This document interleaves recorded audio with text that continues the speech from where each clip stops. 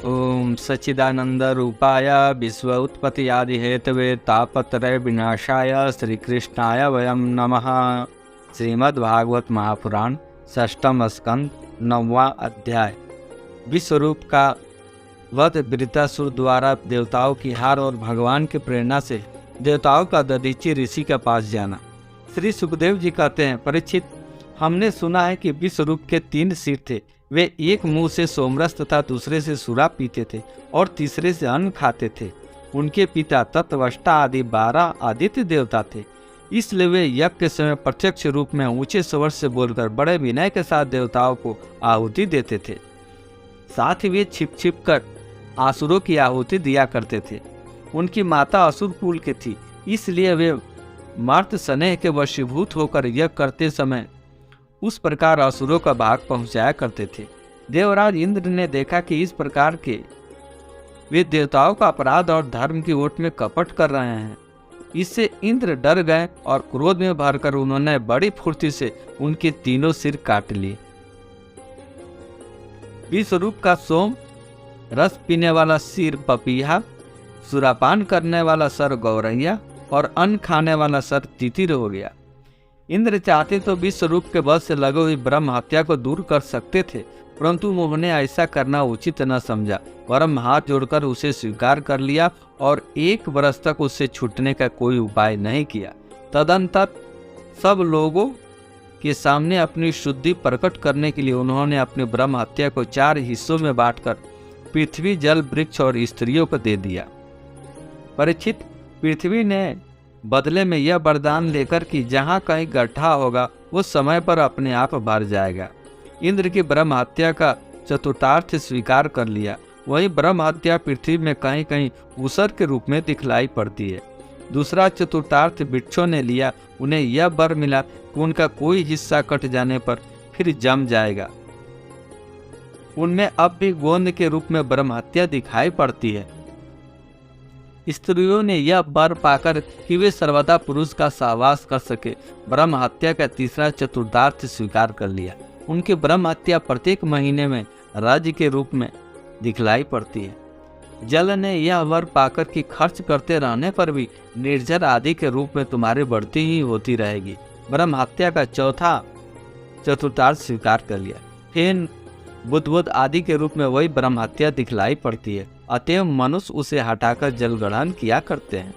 विश्वरूप की मृत्यु के बाद उनके पिता तत्वष्टा ने इंद्र शर्तो तुम्हारी अभिवृद्धि हो और शीघ्र से शीघ्र तुम अपने शत्रु को मार डालो, इस मंत्र से इंद्र का शत्रु उत्पन्न करने के लिए हवन करने लगे।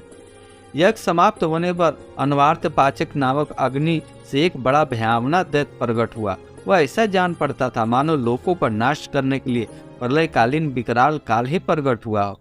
परीक्षित, वह प्रतिदिन अपने शरीर के सब ओर बाण के बराबर बढ़ा किया करता था। उसके शरीर में संध्याकालीन बादलों के समान दीप्ति निकलती थी। उसके सिर के बाल और दाढ़ी मूछे हुए तांबे के समान लाल रंग के नेत्र दोपहर के सूर्य के समान प्रचंड थे। चमकते हुए 3 नोकों वाले त्रिशूल लेकर जब वह नाचने, चिल्लाने और कूदने लगता, उस समय पृथ्वी कांप उठती थी और ऐसा जान पड़ता था कि उस त्रिशूल पर उसने अंतरिक्ष को उठा रखा है। इससे जब उसका कंदरा समान गंभीर मुंह खुल जाता, जब जान पड़ता कि वह सारे आकाश को पी जाएगा, जीभ से सारे नक्षत्रों को चढ़ जाएगा और अपने विशाल एवं विकराल दाढ़ों से मुंह से 3 लोगों को निगल जाएगा। उसके भयावने रूप देखकर सब लोग इधर उधर भागने लगे। परीक्षित, तत्वदृष्टा के तमोगुणी पुत्र ने सारे लोगों को घेर लिया था। इसी से उस पापी और अत्यंत क्रूर पुरुष का नाम वृत्रासुर पड़ा। बड़े बड़े देवता अपने अपने अनुयायियों सहित एक साथ ही उस पर टूट पड़े तथा अपने अपने दिव्य अस्त्र शस्त्रों से प्रहार करने लगे, परंतु वृत्रासुर उनसे सारे अस्त्र शस्त्रों को निकल गया। अब तो देवताओं के आश्चर्य की सीमा न रही। उनका सारा अस्त्र शस्त्र निकल गया था। उनका प्रभाव जाता रहा। वे सब के सब दीनहीन और उदास हो गए तथा एकाग्र चित्त से अपने हृदय में विराजमान आदि पुरुष श्री नारायण के शरण में गए। देवताओं ने भगवान से प्रार्थना की कि वायु, आकाश, अग्नि, जल और पृथ्वी, ये 5 भूत, इनसे बने हुए 3 लोक, उनके अधिपति ब्रह्म आदि हम सब देवता जिस काल से डरकर उसे पूजा सामग्री भेंट दिया करते हैं, वही काल भगवान से भयभीत रहता है। इसलिए अब भगवान ही हमारे रक्षक है। प्रभु, आपके लिए कोई नई बात न होने के कारण कुछ भी देकर आप विस्मित नहीं होते। आप अपने स्वरूप के साक्षात्कार से ही सर्वथा पूर्ण काम सौम्य और शांत है। जो आपको छोड़कर किसी दूसरे की शरण लेता है वो मूर्ख है। वो मानो कुत्ते की पूंछ पकड़कर समुद्र पार करना चाहता है। व्यवस्था मनु पिछले कल्प के अंत में जिनके विशाल सिंह में पृथ्वी रूप नौका को बांधकर अनायास ही प्रलयकालीन संकट से बच गए, वे ही मत्स्य भगवान हम शरणागतों को वृत्तासुर के द्वारा उपस्थित किए हुए दुस्तर भय से अवश्य बचाएंगे। प्राचीन काल में प्रचंड पवन के थपेड़ों से उठी हुई उताल तरंगों की गर्जना के कारण ब्रह्मा जी भगवान के नाभि कमल से अत्यंत भयानक प्रलयकालीन जल में गिर पड़े थे। यद्यपि वे असहाय थे, तथापि जिनकी कृपा से उस विपत्ति से बच सके, वे ही भगवान हमें इस संकट से पार करे। श्री सुखदेव जी कहते हैं, महाराज, जब देवताओं ने इस प्रकार भगवान की स्तुति की, तब सम शंख चक्र गदा पद्मधारी भगवान उनके सामने प्रकट हुए। भगवान के नेत्र शरतकालीन कमल के समान खिले हुए थे। उनके साथ 16 पार्षद उनकी सेवा में लगे हुए थे। वे देखने में सब प्रकार से भगवान के समान ही थे। केवल उनके वक्षस्थल पर श्री वस्त्र का चिन्ह और गले में कौस्तुभ मणि नहीं थी।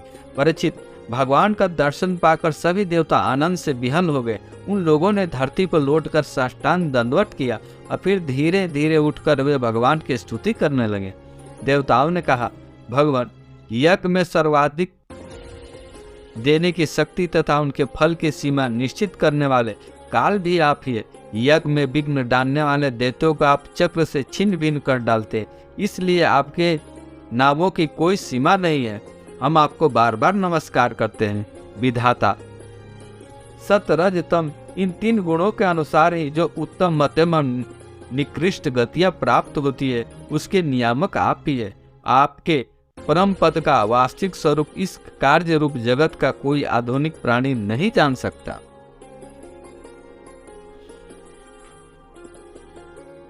श्री सुखदेव जी कहते हैं, परीक्षित, जब देवताओं ने बड़े आदर के साथ इस प्रकार भगवान का स्तवन किया, तब वे उनकी स्तुति सुनकर बहुत प्रसन्न हुए और उनसे कहने लगे।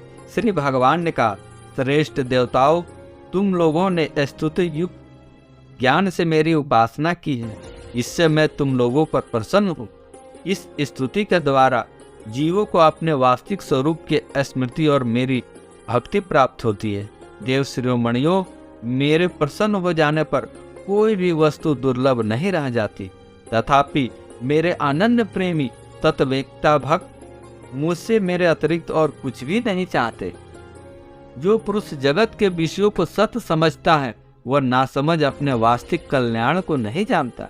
यही कारण है कि वह विषय चाहता है, परंतु यदि कोई जानकर उसे उसकी इच्छित वस्तु दे देता है, तो वह वैसा ही नासमझ है। जो पुरुष मुक्ति का स्वरूप जानता है, वह अज्ञानी को भी कर्मों में फंसाने का उपदेश नहीं देता। जैसे रोगी के चाहते रहने पर भी सद्वैद्य उसे कुपथ नहीं देता। देवराज इंद्र, तुम लोगों का कल्याण हो, अब देर मत करो। ऋषि शिरोमणि दधीचि के पास जाओ और उनसे उनका शरीर जो उपासना व्रत तथा तपस्या करने के कारण अत्यंत दृढ़ हो गया, उनसे मांग लो। दधीचि ऋषि को शुद्ध ब्रह्म का ज्ञान है। अश्वनी कुमार को घोड़ों के सिर से उपदेश करने के कारण उनका एक नाम अश्वशिर भी है। उनके उपदेश की हुई आत्मविद्या के प्रभाव से ही दोनों अश्वनी कुमार जीवन मुक्त हो गए। अर्थर्ववेदी दधीचि ऋषि ने ही पहले मेरे स्वरूप का अभेद नारायण कवच का तत्वष्टा को उपदेश किया था। तत्वष्टा ने वही विश्वरूप दिया और विश्वरूप से तुम्हें मिला है। दधीचि ऋषि धर्म के परम मर्मज्ञ हैं। वे तुम लोगों को अश्वनी कुमार से मांगने पर भी अपने शरीर के अंग अवश्य दे देंगे। इसके बाद विश्वकर्मा के द्वारा उन अंगों से एक श्रेष्ठ आयुध तैयार करा लेना। देवराज, मेरी शक्ति से युक्त होकर तुम उसी शस्त्र के द्वारा वृत्तासुर का सिर काट लोगे। देवताओं, वृत्तासुर के मर जाने पर तुम लोगों को फिर से तेज, अस्त्र, शस्त्र और संपत्तियां प्राप्त हो जाएगी। तुम्हारा कल्याण अवश्यंभावी है, क्योंकि मेरे शरणागत को कोई सता नहीं सकता। जय जय श्री राधे, जय जय श्री राधे, जय जय श्री राधे। शेष अगले वीडियो में। राधे राधे।